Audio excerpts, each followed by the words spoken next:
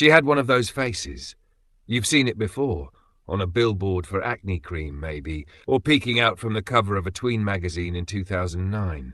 The soft blonde curls, the dimples, the wide-eyed, non-threatening whiteness that Disney execs gobbled up like churros at a theme park. This was Bridgit Mendler. And if you don't immediately recognize the name, don't worry. That's kind of the point. Because for a hot minute, she was everywhere. And then, poof, gone.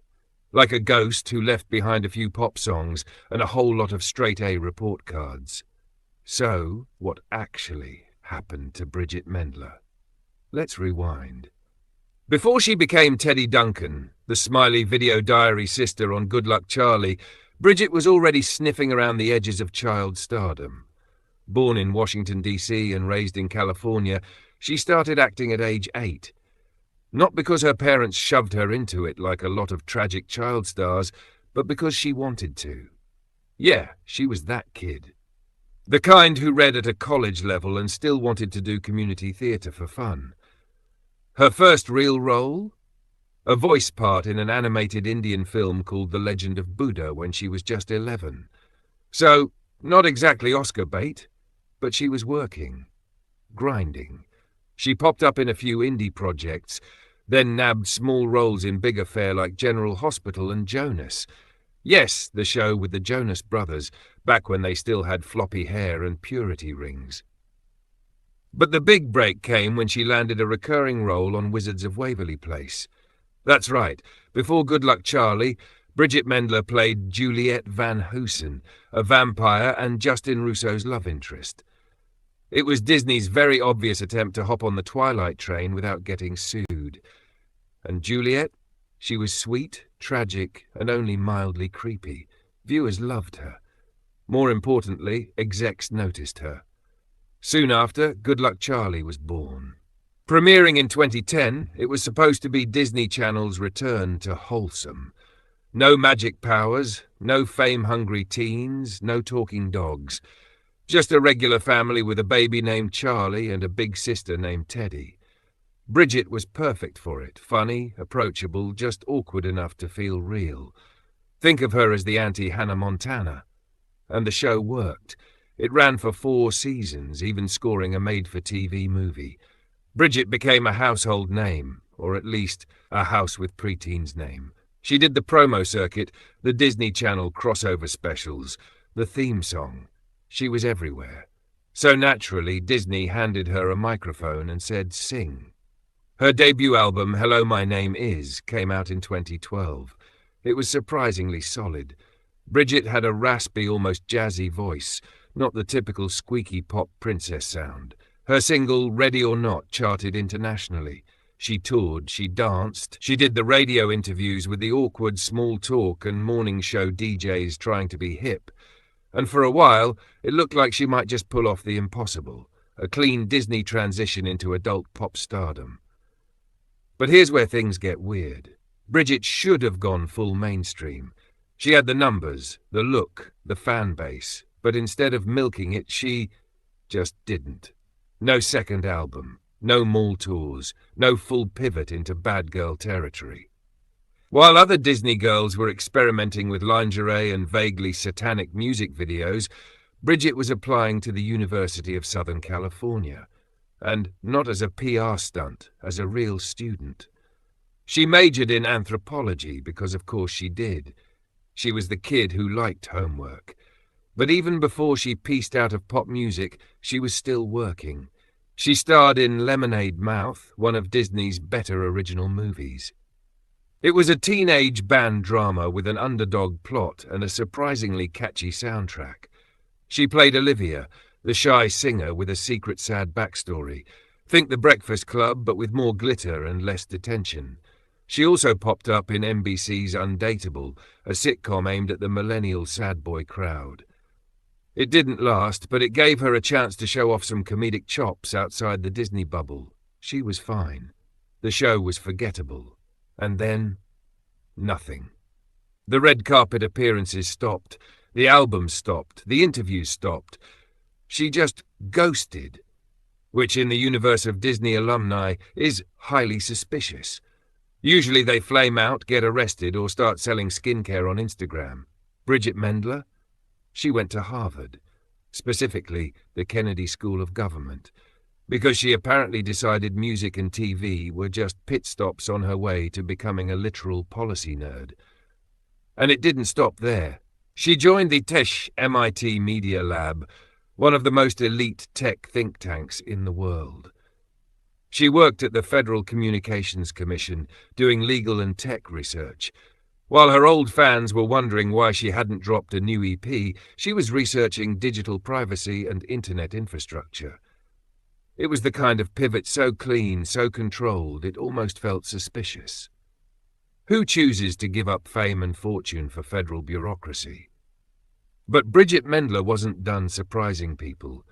In 2024, out of nowhere, she announced she was launching a space startup. Yes, space. Like NASA-level ambition. Her company, Northwood Space, wants to build the data highway between Earth and space. Translation: she's trying to make satellite communications faster and more accessible, like FedEx but for orbit. And she's not just the face of the company, she's the CEO. Running meetings, hiring engineers, probably saying things like low-latency uplink protocols in boardrooms while wearing a lab coat. It's Bridgit Mendler 2.0, and this version has absolutely no time for your childhood nostalgia. She even married a scientist, her co-founder no less, and lives a quiet life completely removed from the glitz and chaos of Hollywood. No OnlyFans, no podcast, no tell-all memoir, just satellites and spreadsheets. So what happened to Bridgit Mendler? She didn't fall. She escaped. She ghosted the fame industrial complex, sidestepped the Disney curse, and reinvented herself not as a washed-up former child star, but as a literal rocket scientist. Okay, fine, an entrepreneur with a couple advanced degrees, but you get the idea. In a way, her story is more shocking than a public meltdown, because she didn't self-destruct, she self-evolved. And let's be honest, Hollywood hates that. There's no headline in former star becomes stable adult. There's no TMZ camera waiting outside the FCC. No viral meltdown when your biggest scandal is going to MIT. Bridgit Mendler was the Disney girl who was too smart to stay famous. And in this industry, that's the most subversive move of all. Here's the thing most people didn't realize when Bridgit Mendler casually announced she was launching satellites. This wasn't some celebrity vanity project.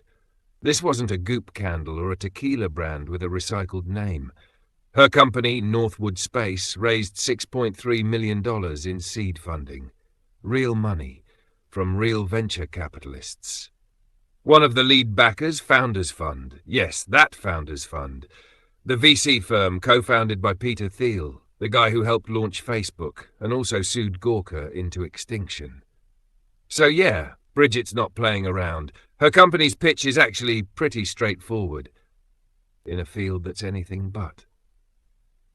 Right now, getting data to and from satellites is a hot mess of bottlenecks and custom-built nonsense. Northwood wants to streamline that. Think faster delivery of satellite data with modular ground stations that can be deployed anywhere.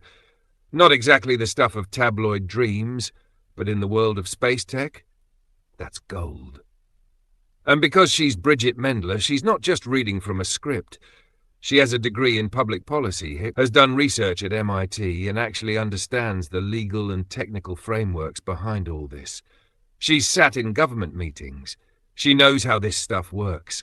She can talk to engineers and regulators without sounding like a complete poser, which, let's be real, is more than we can say for most of the tech bros trying to reinvent the internet between ketamine therapy sessions. But even with the credibility, she's still an outsider in tech culture. She's not a Stanford dropout in a hoodie. She's not tweeting about AI ethics while silently praying no one notices the 800 lawsuits her company's facing. She's a 30-something former Disney star in a field dominated by men who've never watched Lemonade Mouth. And in a strange way, that makes her even more interesting. Because while the Zuckerbergs and Musks of the world play God with social media algorithms, Bridgit Mendler is out here building literal infrastructure and doing it without the cult of personality. No fanboys, no drama, just results. And here's where the contrast gets fun. Let's talk about her peers for a second. The Disney girls she came up with, most of them went the messy route. Miley Cyrus turned into a tongue-wagging cultural earthquake, had a public identity crisis, and now flip-flops between soulful ballads and weird metaphysical speeches on award shows. Demi Lovato went through more eras than Taylor Swift has exes, from rehab to Aliens to being California sober to fully sober to rock star with trauma. Selena Gomez dated Justin Bieber, made a beauty brand, and now splits her time between TikTok and heartfelt interviews about chronic illness and mental health. Even the lesser-knowns, Debbie Ryan, Bella Thorne, Olivia Holt, they all either clung to the fame machine or got chewed up by it.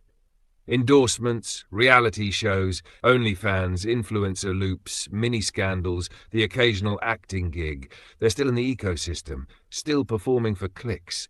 Bridgit, she ghosted the whole thing. Not with bitterness, not with a crash, but with intention.